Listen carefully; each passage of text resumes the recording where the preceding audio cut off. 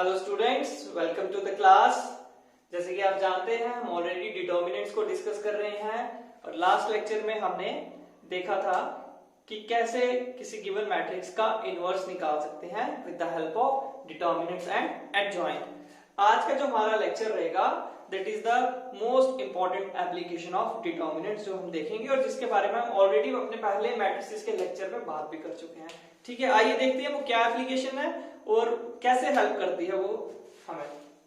तो मान लीजिए हमारे पास, जैसे हमने पहले ही कहा था, एक सिस्टम ऑफ इक्वेशन के सॉल्यूशन के बारे में सोचते हुए हमने मैट्रिसेस के कुछ चीजें डिजाइन की थी, स्पेशली डिटर्मिनेंट की।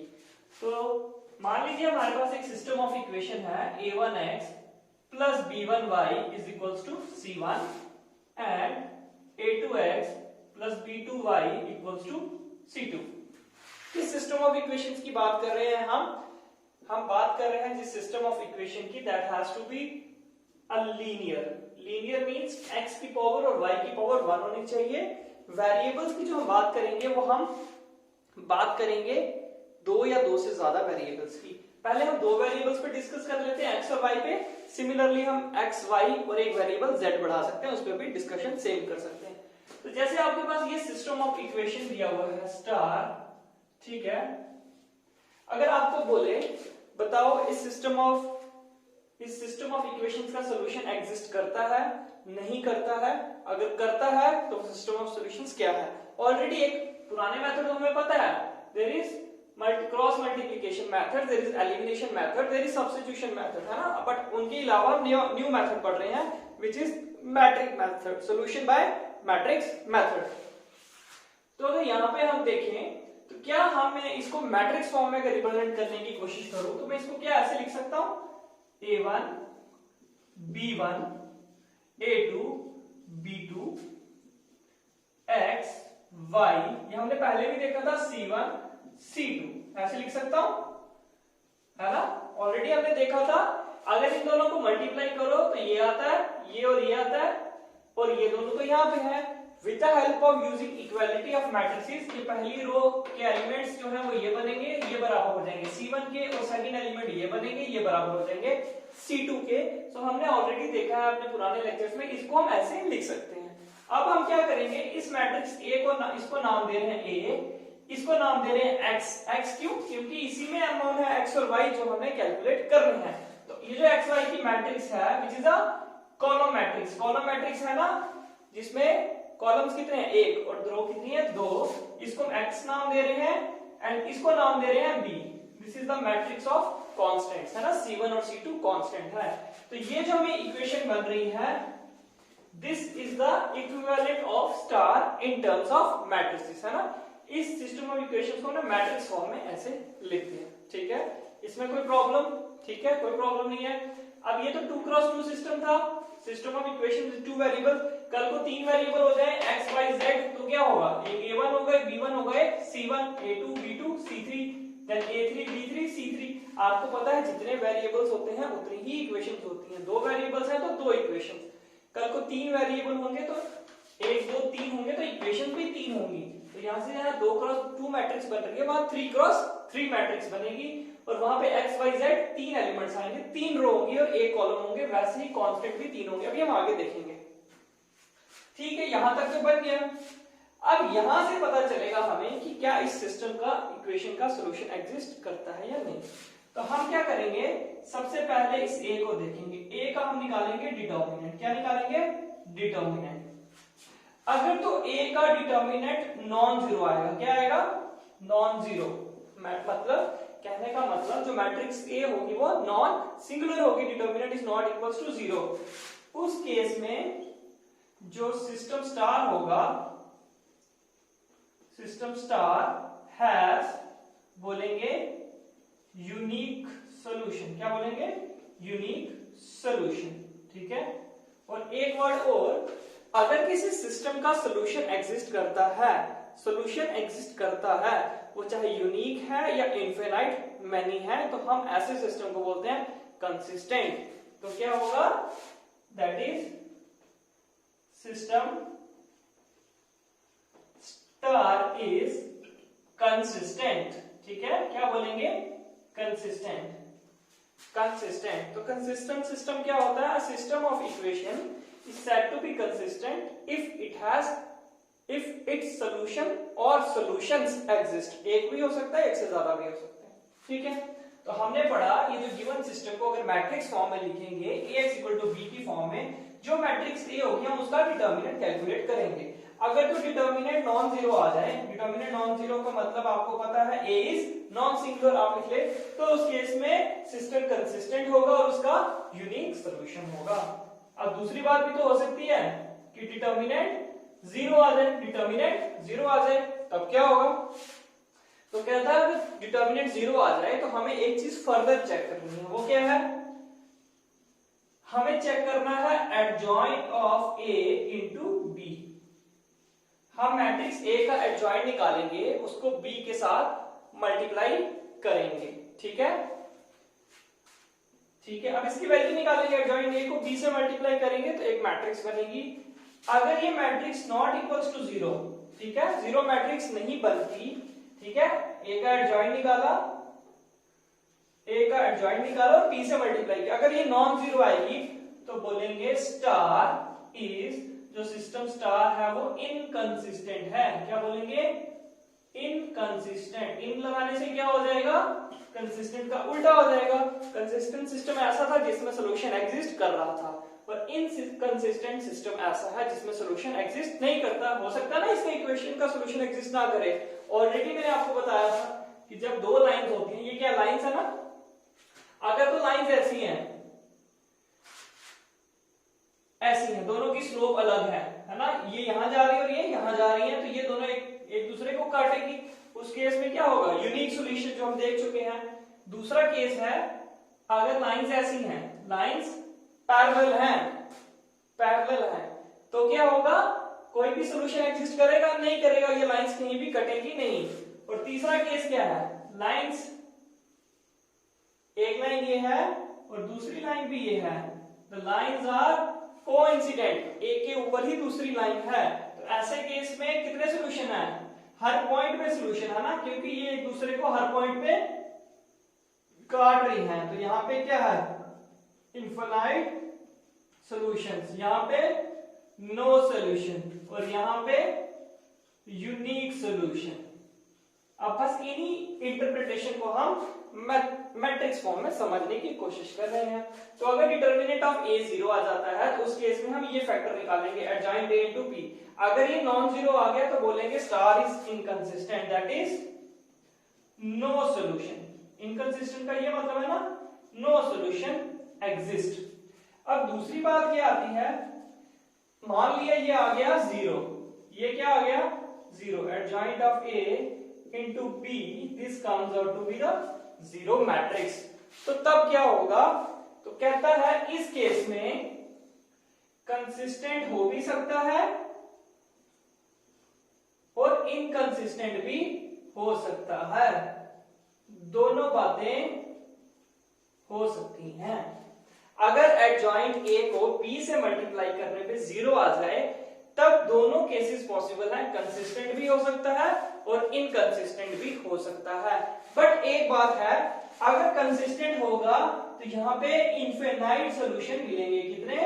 इनफिनाइट सॉल्यूशन मिलेंगे, यूनिक सॉल्यूशन वाला केस नहीं आएगा। और इनकंसिस्टेंट है तो वो आपको पता है, इनकंसिस्टेंट का मतलब ही है कि नो सॉल्यूशन, ठीक है। तो क्या देखा हमने, एक बार हम फिर देख लेते हैं। जब हम इस इक्वेशन ऑफ सिस्टम को मैट्रिक्स फॉर्म में लिखेंगे तो जो A होगा वो डिसाइड करेगा कि सॉल्यूशंस कितने होंगे।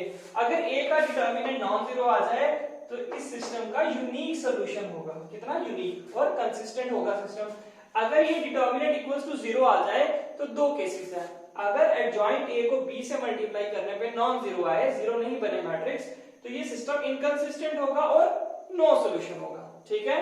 एंड दूसरा केस अगर जीरो आ जाए तो कहता है कि कंसिस्टेंट भी हो सकता है, इनकंसिस्टेंट भी हो सकता है।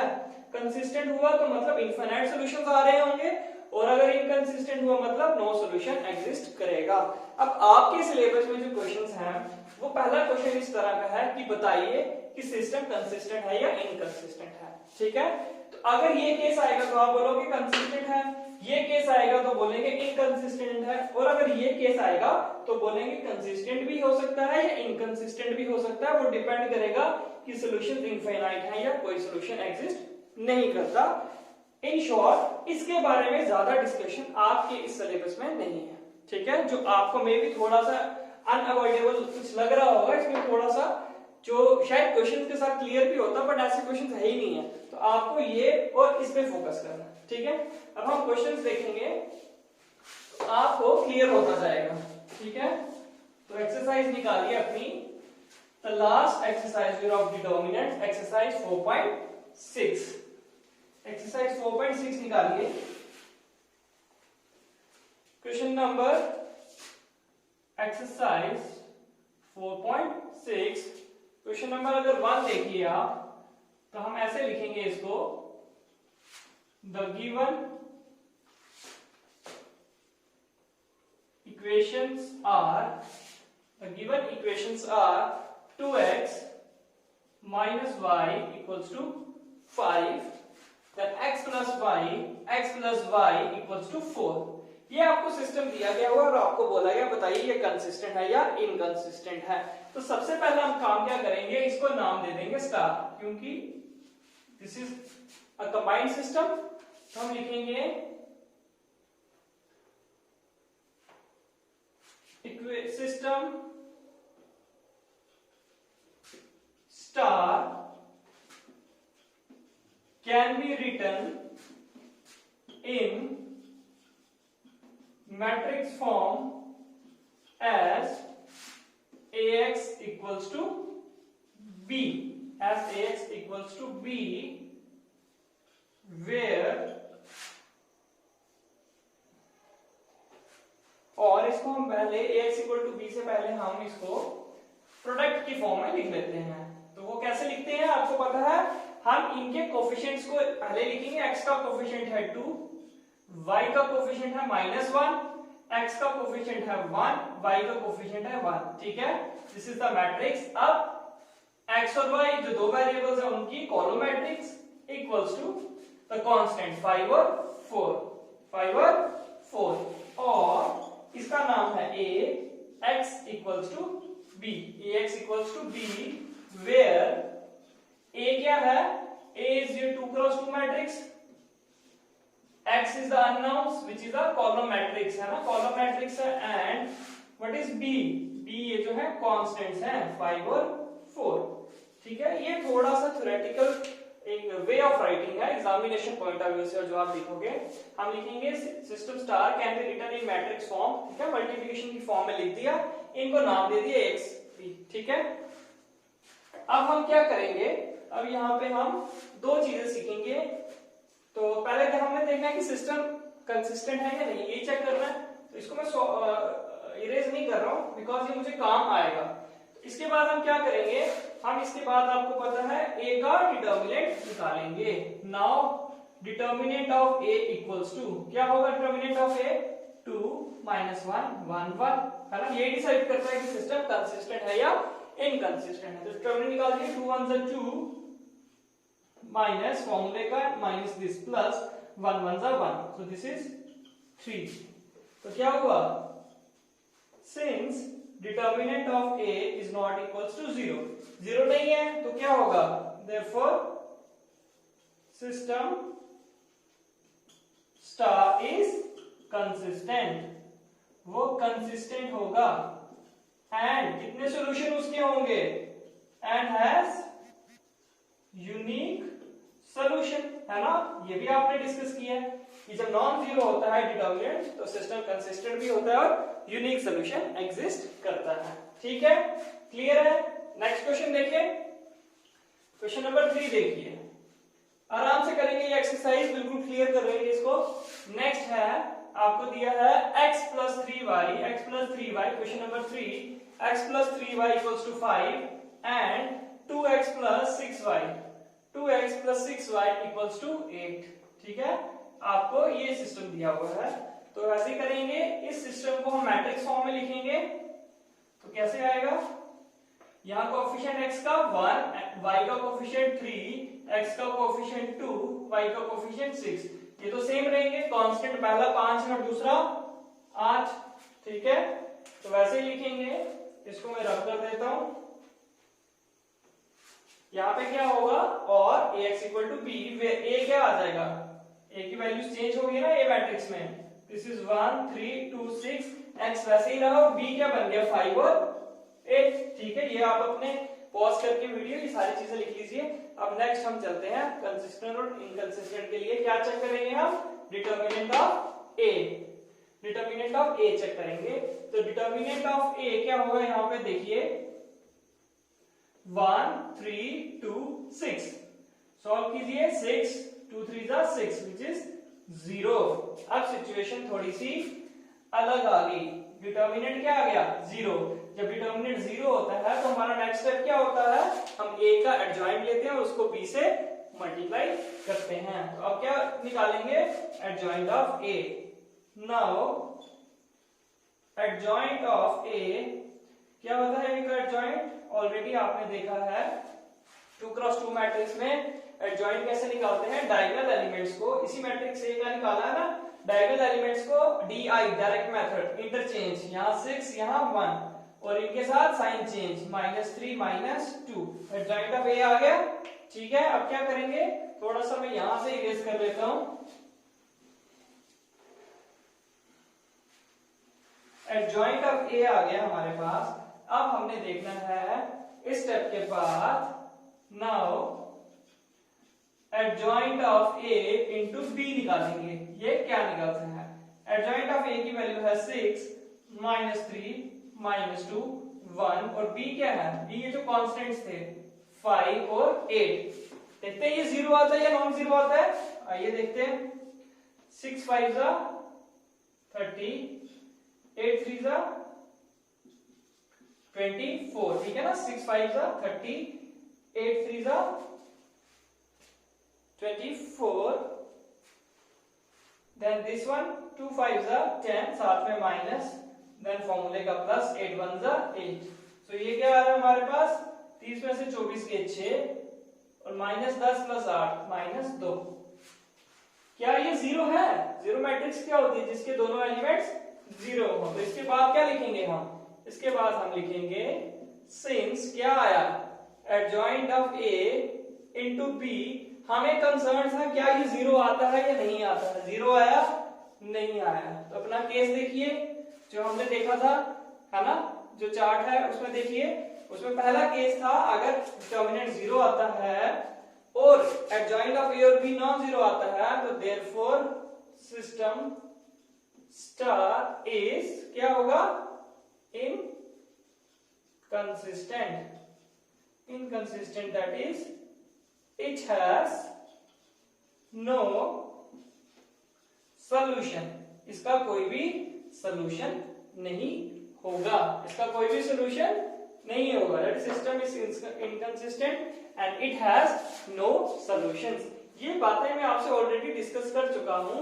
अगर आप अपने 10th स्टैंडर्ड में देखिए, यहाँ पे रिलेशन होता है, अगर A1 upon A2 this is equals to B1 upon B2, है ना, and this is equals to C1 upon C2। अगर ये रेशियो सेम आती है तो बोला जाता है, क्या बोला जाता है, there are infinitely many solutions, है ना, मैंने आपको बताया था। अगर ये आता है तो इनफाइनाइटली मैनी सॉल्यूशन, और अगर ये not equals to C1 C2 आता है तो उस केस में देयर इज नो सॉल्यूशन, क्योंकि वो लाइंस पैरेलल बन जाती है। यहाँ पे A1 अपॉन A2 क्या है, 1 अपॉन 2 और B1 अपॉन B2 3 अपॉन 6 और C1 अपॉन C2 5 अपॉन 8। क्या ये दोनों इक्वल है, नहीं। 3 और 6 को अगर सिंप्लीफाइड फॉर्म में लिखें तो ये बनता है 1/2।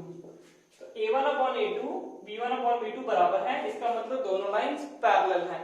तो पैरेलल है तो दो ही केसेस हो सकते हैं, या तो ऐसे और या तो एक के ऊपर दूसरी लाइन। एक के ऊपर दूसरी लाइन तब होती है अगर वो एक जगह से पास करें, मतलब C1 और C2 की रेशियो भी सेम हो, और C1 अगर C2 की रेशियो सेम नहीं है तो अलग अलग जगह से जाएंगी, तो उस केस में वो पैरेलल हो जाएंगी और सॉल्यूशन एग्जिस्ट नहीं करेगा। और यहाँ पे एग्जैक्टली यही हो रहा है कि ये पहली दो रेशियो सेम है, तीसरी रेशियो सेम नहीं है, and that's why there is no solution, वो पैरेलल लाइंस बन रहे हैं। तो सिस्टम इज इनकंसिस्टेंट। ठीक है, क्लियर हो गया, दोनों जगह से हमने रिलेट कर दिया। बट अभी आपको जो है वो याद क्या रखना है, अभी आपको ये याद रखना है कि अगर डिटरमिनेंट 0 आ जाए तो एडजॉइंट कैलकुलेट करेंगे, एडजॉइंट को b से मल्टीप्लाई करेंगे, अगर ये नॉन जीरो आ जाता है तो बोल देंगे कि सिस्टम ऐसे बिहेव कर रहा है, इनकंसिस्टेंट है और नो सॉल्यूशन है। ठीक है, हो गया। अब आप बोलेंगे जी 2x2 के इजी क्वेश्चन भी करा रहे हैं, 3x3 पे तो सर जा ही नहीं रहे हैं, तो 3x3 के क्वेश्चन पे आ जाते हैं ना। अंडरस्टैंडिंग के लिए मैंने जो है वो थोड़ा सा 2x2 पे पहले ज्यादा फोकस किया। तो अब नेक्स्ट क्वेश्चन देखिए, question number 4। The given equations are x plus y plus z equals to 1। पहली इक्वेशन ये है, एक और वेरिएबल आ गया और इक्वेशन भी तीन होंगी क्योंकि तीन वेरिएबल है। 2x plus 3y plus 2z, this is equals to 2, and last one is ax plus ay plus 2az, this is equals to again 2। ये सिस्टम है, इसका नाम स्टार रख लेते हैं। अब स्टार में तीन वेरिएबल है और तीन इक्वेशंस हैं, तो मैट्रिक्स क्या बनेगी, 3x3 तो बना लेते हैं। x का कोफिशिएंट 1, यहाँ पे x का कोफिशिएंट 2, यहाँ x का कोफिशिएंट 8 है ना, ऐसे कर देते हैं। y का कोफिशिएंट 1, y का कोफिशिएंट 3, y का कोफिशिएंट 8, z का कोफिशिएंट कुछ नहीं है तो 1, z के साथ 2 और z के साथ 2a, ये बन गई मैट्रिक्स। उसके बाद the unknowns x y z, तीन है ना x y z, equals to constant 1 2 2, और ax equals to b, ax equals to b, where a is this, x is this, b is this, वो आप लिख लेंगे। ठीक है, अब हम चलते हैं आगे, इसको मैं कर देता हूं अब इरेज। ठीक है, वीडियो पॉज करके आप नोट डाउन कर लीजिए। तब आपको पता है क्या करते हैं, डिटर्मिनेंट ऑफ a निकालते हैं। Now determinant of a equals to क्या होगा, क्या होगा 1 2a 1 3a 1 2 2a। इसको कैलकुलेट करते हैं, क्या आएगा, तो 1 सबसे पहले ये भूल जाइए, 3 को इससे करेंगे, 3 2 6a minus 2a, 2 into a 2a, then minus 1, ये दोनों भूल जाइए, 2 into 2a तो 4a हो जाएगा, 2 2 4 साथ में a minus 2 into a 2a plus last coefficient is 1, then ये भूल जाइए, 2 into a 2a minus 3 into a 3a। ठीक है, इजी है, डिटर्मिनेंट में तो ट्रेन हो चुके हो आप, है ना। तो आइए आगे चलिए, सॉल्व कीजिए, जल्दी जल्दी सॉल्व कीजिए। 6 में से 2 गए 4, 4 में से 2 गए 2, माइनस वैसे ही रहेगा, 2a माइनस 3a, तो छोटे में से बड़ा गया माइनस 3a, तो कितना आ गया 4a माइनस 2 में से 3 गए तो 1 माइनस है, 2 और माइनस 2 और माइनस 1 तो minus 3a, this is equals to a, therefore determinant of a कितना आ गया, this is equals to a, determinant of a is equals to a। अगर आप इक्वेशन थर्ड देखिए, उसमें टोटली a यूज हुआ था, उसमें टोटली a यूज हुआ था। अगर आप यहाँ पे देखिए, obviously determinant of a depends on a, अब ये a जीरो है या नॉन जीरो है। अगर आप अपनी इक्वेशन देखिए, ये वाली third equation ax plus ay plus 2az equals to 2, I am not sure उसने दिया है कि नहीं दिया आपको, a क्या है। अब a जीरो है या नहीं है, हमें ये दो बातें देखनी है क्योंकि डिटर्मिनेंट को जीरो से कंसर्न है। मान लीजिए डिटर्मिनेंट ऑफ a जो a के बराबर है और a क्या है, जीरो है, मान लीजिए, क्या ये पॉसिबल है a जीरो होना, a यहाँ पे जीरो होना है तो a को पुट करो जीरो, यहाँ पे क्या आएगा जीरो, a इससे मल्टीप्लाई होगा तो zero, 0 to x 0, 0 to y 0, यहाँ भी zero, this is has to be equals to 2, तीनों जीरो को ऐड करो 0 इक्वल्स टू 2। क्या ये पॉसिबल है, 0 2 के बराबर नहीं। ये लेफ्ट साइड जीरो कब बनी, जब आपने a को जीरो पुट किया, that what means what, a जो है वो जीरो नहीं हो सकता, जीरो होता तो सम 2 बनता ना, इसका मतलब a जीरो नहीं है। तो इससे पता चला हमें कि since determinant of A is equals to A, which is not equals to 0. Therefore, system star is consistent. Consistent होगा ना, नॉन जीरो आ गया, and has unique solution. जब भी consistent आए और ऐसे होने से consistent आए, so we have unique solution. आज हमने वेरी बेसिक डिस्कस किया कि अगर एक सिस्टम ऑफ इक्वेशंस है वो कब कंसिस्टेंट होगा और कब इनकंसिस्टेंट होगा। अगर तो उसमें डिटर्मिनेंट ये जो मैट्रिक्स ए बनती है वो नॉन जीरो आ जाए तो सीधा कंसिस्टेंट और यूनिक सॉल्यूशन। अगर इसका डिटर्मिनेंट जीरो आ जाता है तो हम इसी का एडजॉइंट निकालेंगे। तो एडजॉइंट ऑफ ए को बी से मल्टीप्लाई करेंगे, अगर नॉन जीरो आ जाए तो इनकंसिस्टेंट, कहने का मतलब नो सॉल्यूशन। और अगर वो एडजॉइंट ऑफ ए को बी से मल्टीप्लाई करने पे जीरो आ जाता है तो सिस्टम कंसिस्टेंट भी हो सकता है, इनकंसिस्टेंट भी हो सकता है। कंसिस्टेंट तभी होगा अगर इनफिनिट सॉल्यूशंस आ रहे होंगे और इनकंसिस्टेंट का मतलब है नो सॉल्यूशन। वो दोनों चीजें वहां पॉसिबल है। So this brings the end to this lecture. Hope you have enjoyed. कोई भी डाउट हो प्लीज कमेंट सेक्शन में लिखिए। Thank you.